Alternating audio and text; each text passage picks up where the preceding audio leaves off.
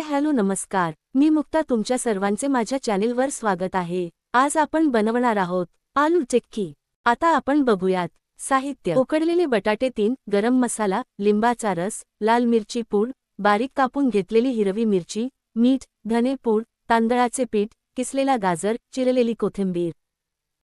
पहिले आपण उकडलेले बटाटे किसून घेतले, किसलेले गाजर घातले, बारीक चिरून घेतलेली कोथिंबीर घातली, 1 चमचा लाल तिखट, हिरवी मिरची, 1 चमचा गरम मसाला, 2 चमचे धनेपूड, चवीनुसार मीठ, 1 चमचा लिंबाचा रस, 2 चमचे तांदूळाचे पीठ। सगळं चांगलं मिक्स करून घेऊन परत हाताने चांगलं मळून घेतलं।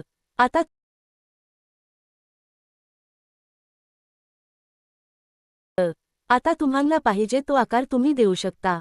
मी इकडे गोल टिक्कीचा आकार दिला आहे। सगळ्या टिक्की बनवून तयार आहेत। गॅस चालू करून गॅसवर टिक्की फ्राय करण्यासाठी तवा घेतला। तवा गरम झाल्यावर 2 चमचे तेल घातले। तेल गरम झाल्यावर ताव्यावर तेलामध्ये टिक्की सोडली। टिक्की दोन्ही बाजूने छान खरपूस फ्राय करून घेतली। तयार आहे आपली गरमागरम आलू टिक्की।